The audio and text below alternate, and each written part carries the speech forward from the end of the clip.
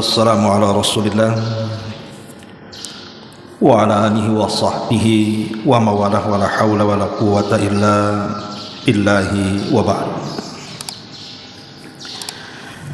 Alhamdulillah, di pagi hari ini kita bisa duduk kembali setelah melaksanakan kewajiban Allah.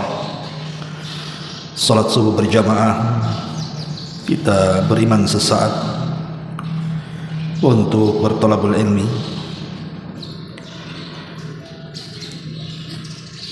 Di dalam surah Rum ayat 54, Allah Subhanahu wa taala berfirman,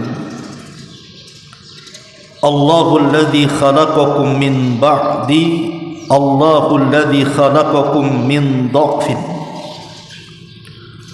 thumma ja'ala min ba'di dha'fin quwwatan thumma ja'ala min ba'di quwwatin dha'fan wa syaibatan yakhluqu ma yasha wa huwal alimul qadir. Dialah Allah Subhanahu wa taala yang telah menciptakan kalian dari kelemahan. Kemudian Allah Subhanahu wa taala jadikan setelah kelemahan itu kekuatan. Kemudian setelah itu Allah jadikan setelah adanya kekuatan kelemahan kembali dan menua. Begitulah Allah Subhanahu wa taala menciptakan sesuai dengan kehendaknya, dan Dia zat yang maha mengetahui lagi maha mampu melakukan segala-galanya. Ma'asyiral muslimin yang dimuliakan Allah Azza wa Jalla, ayat ini adalah ayat yang menjelaskan tentang perjalanan kehidupan kita. Saya, Anda atau siapapun, maka mereka akan masuk dalam ayat ini.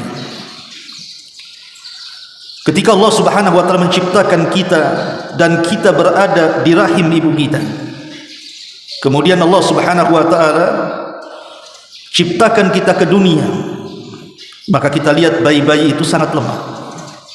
Jangan cerita bergerak, mandang saja tidak, mendengar saja susah, apalagi bicara. Kemudian setelah Allah Subhanahu wa taala besarkan ciptaannya ini, manusia ini, maka mulailah kemudian mata bisa memandang, telinga bisa mendengar, lisan bisa bicara, kemudian otot-otot mulai tampak dan kuat dan bisa berpikir, dan jadilah dia manusia kuat. Tetapi setelah itu Allah Subhanahu wa taala akan kembalikan kita seperti anak-anak, akan makin melemah dan menua. Begitulah Allah Subhanahu wa taala ciptakan sesuai dengan kehendaknya, dan Allah maha mengetahui dan maha mampu melakukan segala-galanya. Ma'asyiral muslimin yang dimuliakan Allah Subhanahu wa taala, kematian sebuah kepastian. Karena ada, kalau orang sudah menua tidak mungkin tua seterusnya, pasti ada batas ketuaannya, yaitu kematian. Walaupun dia berusaha untuk mengobati tua itu supaya tetap muda, tetap saja kematian itu tidak bisa diobati. Kata Nabi SAW, kullu da'in dawa, setiap penyakit itu pasti ada obatnya, illa syam, maksudnya kecuali kematian. Kematian itu tidak bisa diobati. Dokter satu dunia berkumpul sekalipun tidak bisa mencegah kematian. Artinya kematian itu bukan sebuah angan-angan. Kalau seorang bercita-cita jadi dokter, bisa jadi bisa tidak. Kalau orang bercita-cita jadi pilot, bisa jadi bisa tidak. Kalau orang bercita-cita ingin jadi pengusaha, bisa jadi bisa tidak. Tapi kematian tidak bisa dicita-citakan. Kenapa? Karena kullu nafsin dha'iqatul maut, setiap jiwa itu pasti mati. Ma'asyiral muslimin yang dimuliakan Allah Azza wa Jalla, saya akan sebutkan beberapa alamat, tanda-tanda, di mana tanda-tanda ini kalau ada pada diri kita, ketahuilah bahwa ajal dia telah dekat. Tapi tanda-tanda ini tidak bisa kita pastikan secara pasti. Ini tanda-tanda secara umum. Kalau seandainya tanda-tanda ini ada pada kita, ya bisa kemudian itu menjelang ajalnya atau dekat dengan ajalnya, atau bisa saja mungkin masih lama ajalnya. Tapi tanda-tanda ini bisa dijadikan acuan. Kalau ada pada diri kita, maka bersegeralah bertobat kepada Allah Subhanahu wa taala, berarti sudah dekat kematian kita. Ma'asyiral muslimin yang dimuliakan Allah Azza wa Jalla, yang pertama, usia 70 tahun. Nabi SAW mengatakan, inna a'mara ummati baina sittina wa sab'in. Sesungguhnya umur umatku berkisar 60 sampai 70 tahun saja. Wa qalilun ma yajuzu dzalik, dan sedikit yang melewati usia 70 tahun itu. Dari sini Nabi SAW membatasi usia umatnya antara 60 sampai 70. Artinya 70 itu bukan minimal, tapi sudah maksimal. Kalaupun seandainya Allah Subhanahu wa taala takdirkan di usia 70 tahun dia masih hidup, dan banyak juga yang di usia 7 tahun kan tidak mati juga, ada yang sampai 80 tahun juga tak mati-mati juga. Tetapi saya bicara umumnya manusia. Jarang umat Islam itu melewati 70 tahun kecuali sedikit. Artinya kalau orang sudah berusia 70 tahun, maka hendaklah umur 70 tahun itu mengingatkan dia akan kematian. Sebab kalau seandainya Allah berikan usia lebih daripada 70 tahun, maka ingat hadis Nabi SAW, khairukum man tala umruhu wa hasuna amaluhu. Sebaik-baik kalian adalah yang dipanjangkan umurnya dan diperbaiki amalnya. Tapi sejelek-jelek kalian adalah man tala umruhu wa sa'a amaluhu. Orang yang dipanjangkan umurnya makin buruk pula perbuatannya. Ini yang pertama. Yang kedua, uban yang ada di kepala. Karena umumnya orang beruban itu kan usianya sudah tua. Jarang kita lihat anak-anak sekolah SD beruban, itu penyakitan. Atau anak SMP gitu kan, SMA, jarang kita lihat ada orang beruban. Biasanya uban itu muncul di atas 40 tahun. Itu sudah mulai satu itu tumbuh, dan akan melebat di usia 50 tahun, dan hampir keseluruhan rambut akan memutih di usia 70 tahun biasanya. Memang begitu. Ma'asyiral muslimin yang dimuliakan Allah Azza wa Jalla, ketika Allah Subhanahu wa taala berfirman dalam Al-Qur'an, wa ja'akumun nadhir, wa ja'akumun nadhir, ketika Allah Subhanahu wa taala mengingatkan soal umur 40 tahun ke atas, Allah mengatakan wa ja'akumun nadhir, telah datang peringatan kepada kalian. Ulama tafsir mengatakan yang dimaksud nadhir dalam ayat itu adalah asyayb. Asyayb maksudnya uban yang ada di kepala, syaibah. Makanya orang Arab kalau orang tua dibilang syaibah karena banyak ubannya, ya. Makanya kita lihat perkataan para ulama. Al-Imam Al-Baghawi rahimahullah ta'ala mengatakan, asyaybu nadhirul mauti. Uban yang di kepala itu adalah peringatan dekatnya ajal dia. Kemudian juga Imam Ibnu Qutaibah rahimahullah ta'ala mengatakan, ra'a Iyasu atau ra'a Iyas bin Qatadata, ra'a Iyas bin Qatadata sya'ratan bayda fi lihyatihi. Jadi Imam Ibnu Qutaibah menceritakan tentang Iyas ibn Qatadah. Jadi Iyas ibn Qatadah ini ketika memegang janggutnya, kemudian dipandang janggutnya rupanya sudah berubah. Faqala, dan dia mengatakan, aral maut yatlubuni, aku sudah melihat kematian sedang mengejar-ngejar aku. Ma'asyiral muslimin yang dimuliakan Allah Subhanahu wa taala, makanya kalau orang sudah tua kemudian ubannya semakin melebat, diharamkan dalam Islam itu menyemir dengan warna hitam. Karena itu peringatan masalahnya.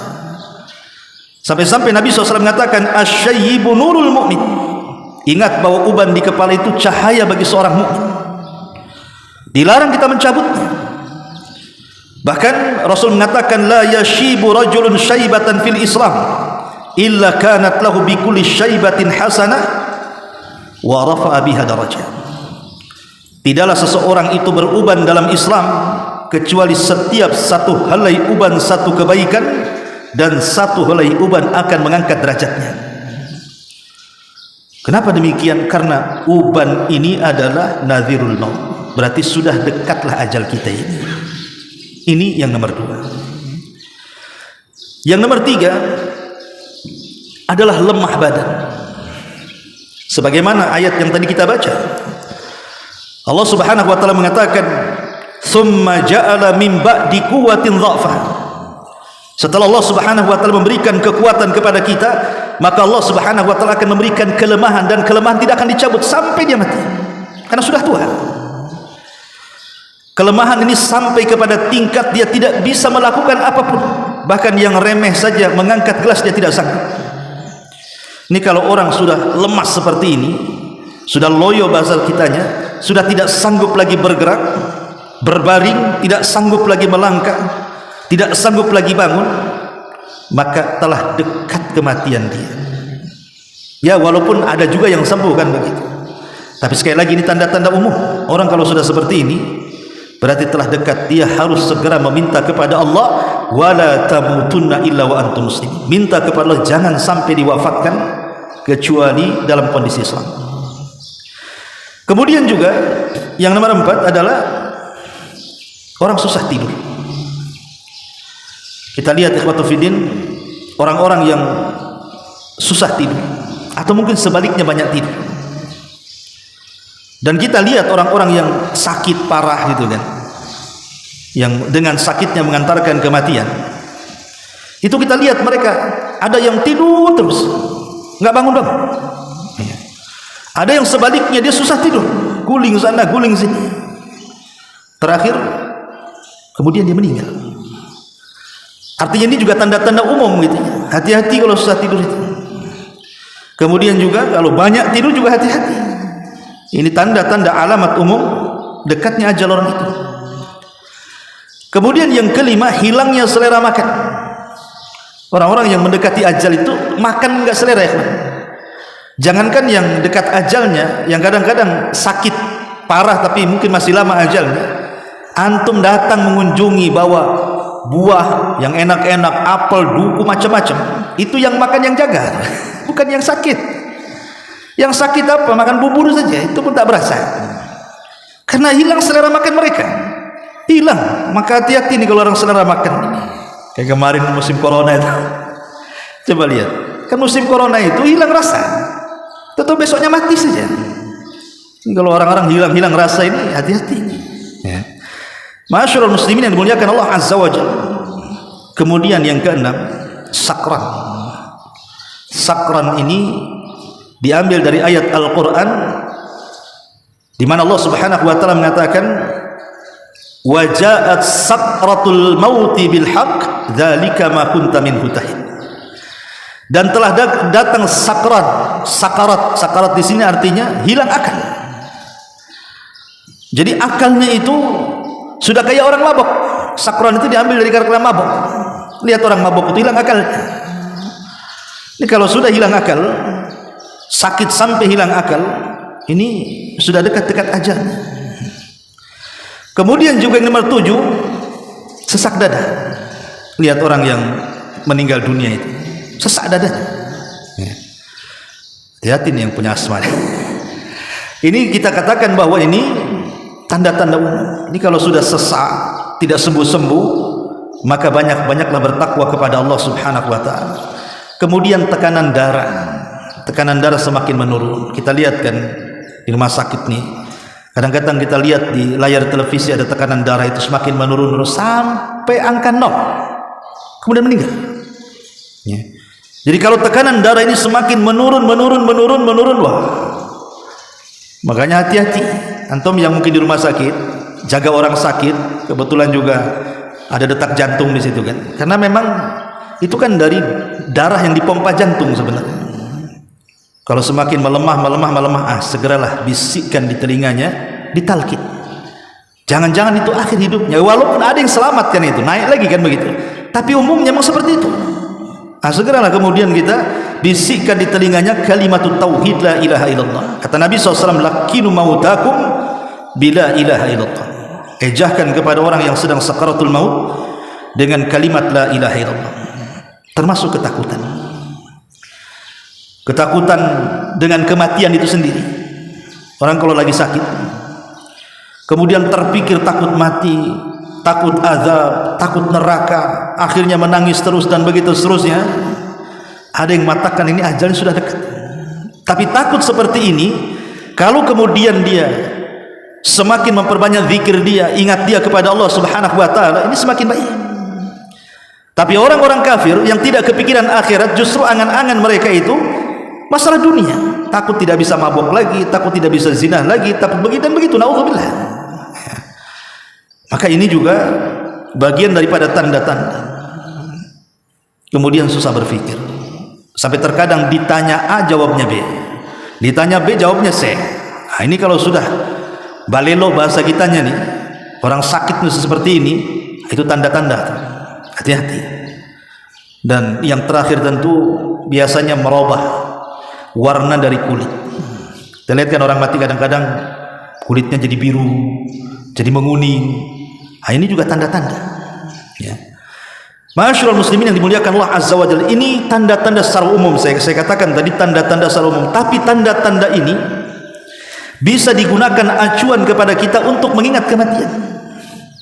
Karena ibrah itu sebenarnya bukan masalah tanda-tandanya, tapi ibrah itu adalah setelah kematian.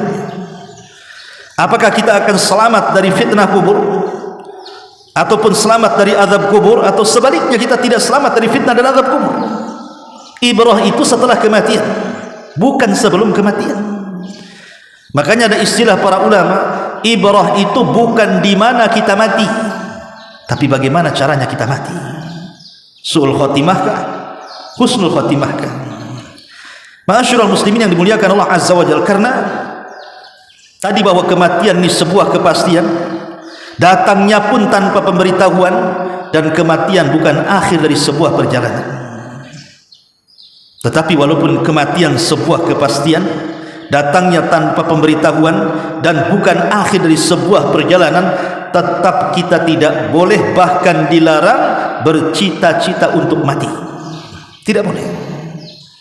Walaupun kematian itu pasti mendatangi kita, tapi bercita-cita ingin mati tak boleh dalam Islam. Kata Nabi SAW, la yatamanna ahadukumul mauta. Janganlah kalian berangan-angan ingin mati. Wala yad'u bihi, bahkan jangan pula berdoa min qabli an ya'tiyahu, sebelum datang kematian itu. Kenapa demikian? Innahu idza mata ahadukum inqata amaluhu. Sebab kalau betul-betul dikabulkan tuh ingin mati kemudian besoknya mati, ingat kematian itu bisa memutuskan amal.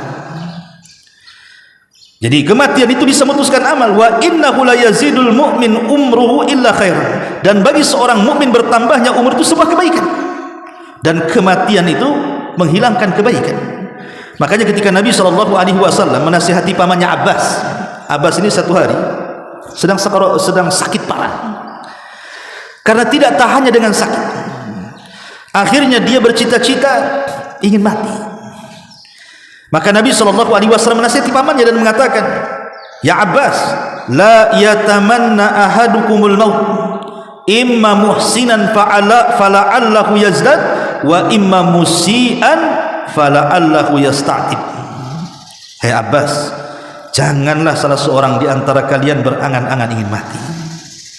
Sebab kalau dia orang baik, Allah takdirkan tak jadi mati, dipanjangkan pula umurnya, berarti dia bisa menambah amalannya.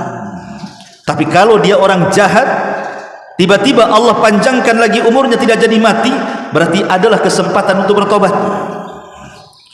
Tapi kata Nabi SAW, wa in kana walabud, kalau memang sebuah keharusan, kita ini ingin mati karena mungkin sudah merasa menyusahkan orang-orang yang merawatnya sudah bertahun-tahun, kasihan dengan mereka, dan dia pun tidak tahan dengan rasa sakit yang dideritanya. Kata Nabi SAW, kalaupun harus berangan-angan, maka berdoalah kepada Allah Subhanahu wa ta'ala. Ya Allah, wafatkan aku jika wafatku itu bagimu yang terbaik, tetapi sembuhkanlah penyakitku jika kehidupan ini baik bagiku. Begitu Nabi SAW mendoakan, atau bolehnya kita berdoa bercita-cita sebuah kematian. Wallahu a'lam bishawab. Ini di antara faedah pagi mengenal manfaatnya. Subhanaka bihamdika asyhadu an la ilaha illa anta astaghfiruka wa atubu ilaik. Allahu taala alam. Assalamualaikum warahmatullahi wabarakatuh.